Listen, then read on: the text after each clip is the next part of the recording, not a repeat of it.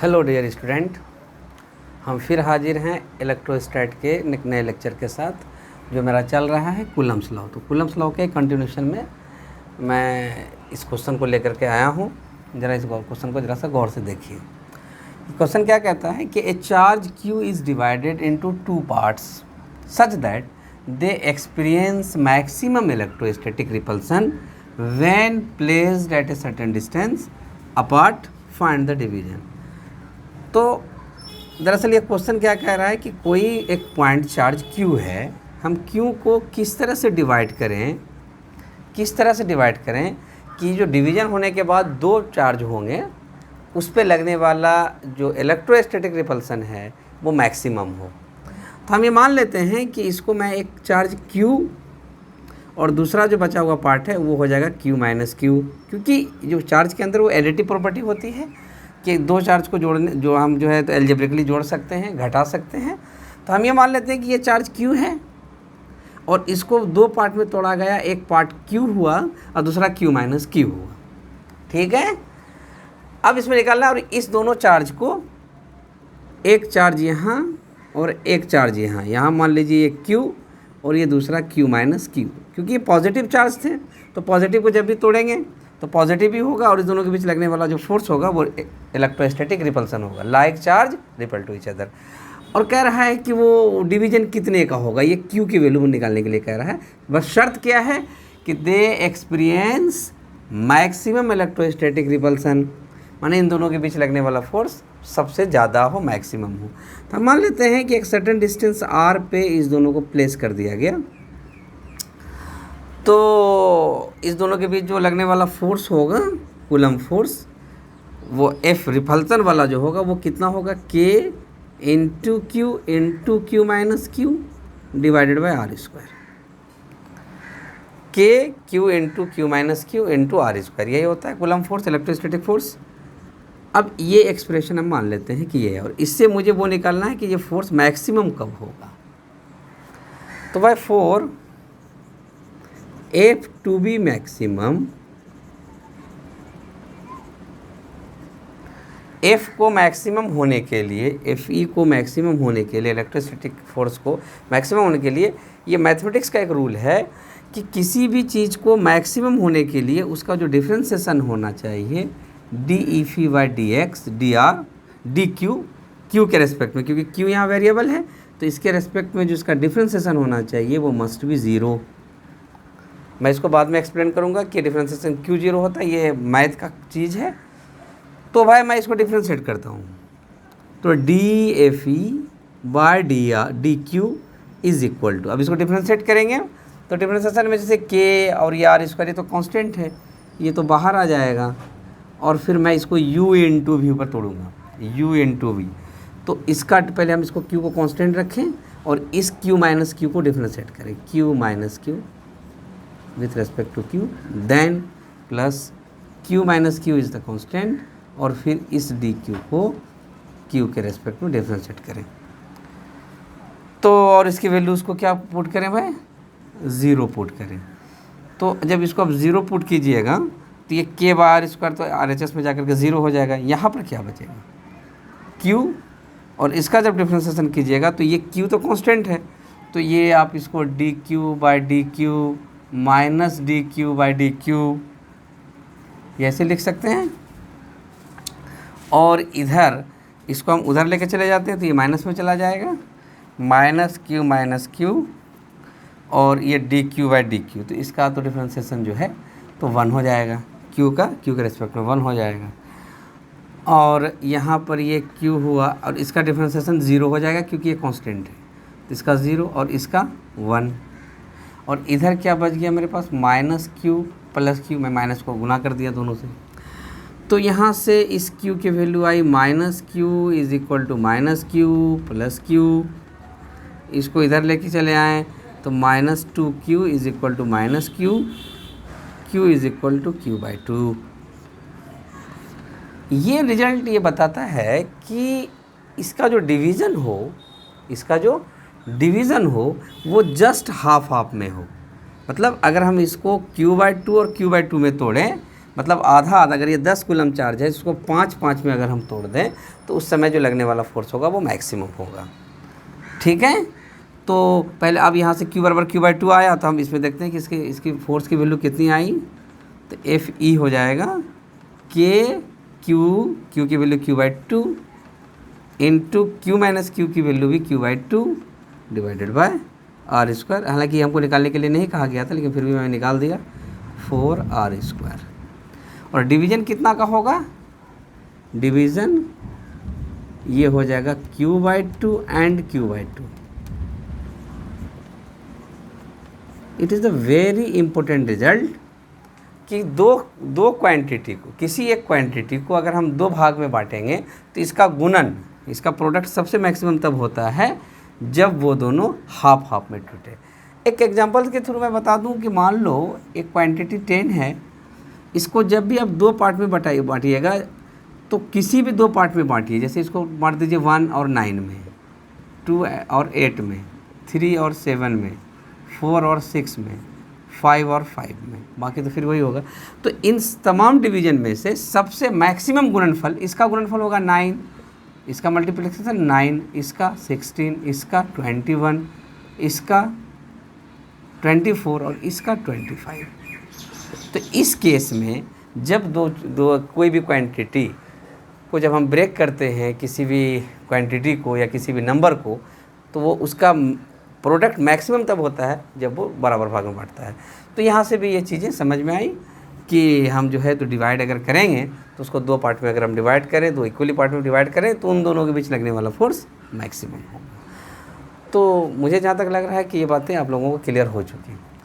अब इसका एक दूसरा मैं कूलम्स का मैं बताता हूँ, उसका जो वेक्टोरियल फॉर्म है वो ज़रा सा देख लें। तो कूलम्स का जो वेक्टर फॉर्म है, क्योंकि कूलम्स लॉ फोर्स पर रिलेटेड है, 2 चार्ज के बीच लगने वाले फोर्स के बारे में बताता है। तो what is the vectorial representations, vectorial representation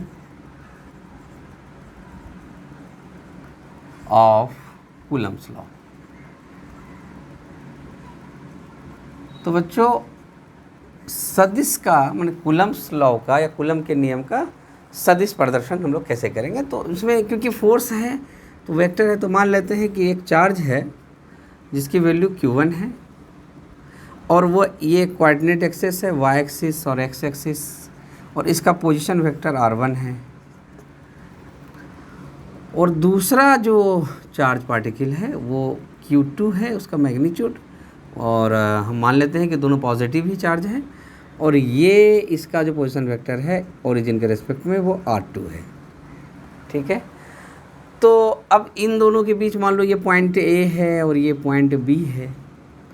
तो वेक्टोरियली अगर मैं AB की बात करूं तो AB तो तुम समझ ही पा रहे हो कि अगर हम इसको R लिखें और A से B लिखें तो R1 plus R is equal to R2। Vector में कैसे जोड़ते हैं वेक्टर को, टेल हेड हेड टेल, यहाँ से पहला वेक्टर फिर दूसरे वेक्टर का टेल इसके हेड पर, फिर ये, तो इसका माने R1 और इस R का जो रिजल्टेंट होगा वो R2 के बराबर होगा। R1 ऐसे लिख लो, R1 plus AB vector is equal to R2। R1 plus AB is equal to R2। What do you mean, that is AB का मतलब क्या हुआ, AB is equal to R2 minus R1। AB equal to R2 minus R1, और इसी को हम मान लिए हैं R। ठीक, तो अब ये AB इस दोनों के बीच, हालांकि AB का जो मैग्नीट्यूड है वो मैं मान लेता हूँ कि R का मैग्नीट्यूड ये R ही के बराबर होगा, और BA भी लिखेंगे तो मैग्नीट्यूड वाइज तो सेम ही होगा, मैग्नीट्यूड वाइज सेम होगा। और अगर मैं BA लिखने की कोशिश करूं कि BA कितने के बराबर होगा, ये माइनस ऑफ AB हो जाएगा। वेक्टर में जैसे ही हम इसके डायरेक्शन को चेंज करते हैं मैग्नीट्यूड सेम होता है, साइन माइनस हो जाता है। अब हम यहाँ पर इस पे लगने वाले फोर्स को हम यहाँ पर बताते हैं, ये दोनों पॉजिटिव चार्ज है तो ये इस पे इधर फोर्स लगाएगा, जो पहले वाले पे लगेगा, मान लेते हैं इधर F1 लगेगा, और इस पे जो ये फोर्स लगेगा वो F2 लगेगा। ठीक है, रिपल्सन का फोर्स मैं बता चुका हूँ, ये ओरिजिन है, तो F1 कितना होगा, तो पहले इसका मैग्नीट्यूड लिख लेते हैं। तो F1 का मैग्नीट्यूड होगा Q1 Q2 by R square. लेकिन अगर हम इसमें एक वेक्टर भी ऐड करें तो किसी स्केलर को वेक्टर बनाने के लिए हमको एक यूनिट वेक्टर इसमें मल्टीप्लाई करना पड़ता है। यूनिट वेक्टर मल्टीप्लाई करते हैं, तो कर लेते हैं इसमें मल्टीप्लाई। ये F1 है Q1। अब इसका डायरेक्शन देख लेते हैं, वो किधर है, BA की तरफ, क्योंकि ये इस पर जो फोर्स लग रहा है वो इस डायरेक्शन में लग रहा है। तो इसका जो कहा जाए जो डायरेक्शन होगा वो इस डायरेक्शन में होगा, BA के डायरेक्शन में या -R के डायरेक्शन में। AB को आप पॉजिटिव माने हैं तो ये -R का डायरेक्शन हो जाएगा। तो -R के डायरेक्शन में एक यूनिट वेक्टर हम इसमें ऐड करते हैं, तो ये हो जाएगा -R वेक्टर का यूनिट वेक्टर हम इसमें ऐड कर दें तो ये वेक्टर बन जाएगा।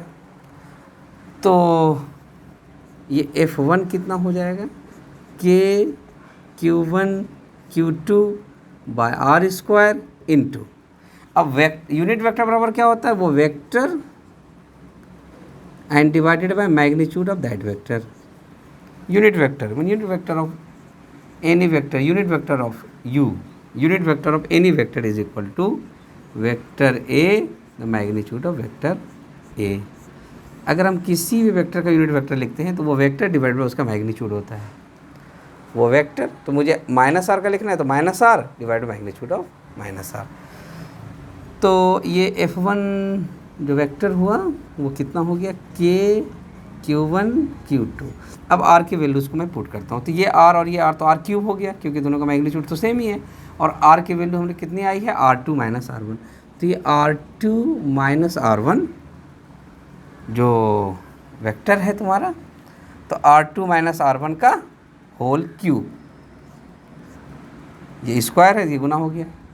और ये वेक्टर जो -R है वो कितना है, minus of R2 - R1, R2 - R1। ठीक है, तो F1 पे लगने वाला फोर्स इतना हुआ। मैंने पहले Q1 पे जो फोर्स लग रहा है उसकी वैल्यू आई -K1 Q2 bye R2 - R1 का whole cube into R2 - R1। ठीक है बाबू, अब ये बात तुमको समझ में आ गया कि इस पे जो लगने वाला फोर्स है वो R2 - R1 with negative sign. Similarly अगर हम F2 इस पे लगने वाले फोर्स की बात करें तो ये कितना हो जाएगा, मैग्नीट्यूड वाइज तो वही होगा, Q1 Q2 by R square. और इसमें जो वेक्टर को हम ऐड करेंगे तो इसका डायरेक्शन इस डायरेक्शन में है, तो इसमें हम वेक्टर R को लिखेंगे, unit vector of R। Unit vector, ये यूनिट वेक्टर का डायरेक्शन एक नोटेशन है। तो ये F2 is equal to Q1 Q2 इस R स्क्वायर, और ये vector R divided by magnitude of vector R। ठीक है बच्चों, तो फिर इसको हम करते हैं Q1 Q2 by R cube and R, ये वेक्टर कितना है, R2 - R1। और हम इसको फिर लिख दें Q1 Q2 R2 माइनस इसका R का मैग्नीट्यूड कितना है, R2 - R1 का whole cube into R2 - R1। अब ज़रा सा इस दोनों एक्सप्रेशन को आप गौर से देखिएगा तो आपको एक बात समझ में आएगी कि F1 और F2 का मैग्नीट्यूड सेम है, Q1 Q2 bye R2 - R1 का whole cube into R2 - R1। इसका भी magnitude Q1 Q2 bye R2 - R1 cube R2 - R1। फ़र्क किसका है, माइनस का। और ये माइनस साइन ये बताता है कि इन दोनों के बीच जो लगने वाला फोर्स है वो रिपल्सिव नेचर का है। वो क्या है, रिपल्सिव, एक दूसरे के अपोजिट डायरेक्शन में ये फोर्स लग रहा है। तो फ्रॉम इक्वेशन 1, इसको आप अगर 1 रख लें और इसको 2 रख लें तो from equation 1 and 2 we see that clearly कि the force F1, the force on charge 1 Q1 is equal to minus of the force on the charge Q2, F1 equal to minus F2, and this is verify the Coulomb's law. Coulomb's law में किसी दो charge के बीच लगने वाले force हमेशा एक दूसरे के अपोजिट नेचर के होते हैं, आइदर वो दोनों चार्ज लाइक हो और अनलाइक हो। इज द पॉइंट क्लियर बच्चों? आज का वीडियो हम यहीं तक रोकते हैं। नेक्स्ट क्लास में मैं वेक्टोरियल फॉर्म जो है कूलम्स का, ये वेक्टोरियल रिप्रेजेंटेशन, ये वेक्टोरियल फॉर्म जो कूलम्स लॉ का है, इस पे बहुत सारे क्वेश्चंस हमको कराने हैं। आप लोग इस वीडियोस को देखते रहिएगा, हमारे चैनल्स को लाइक करते रहिएगा। Thank you.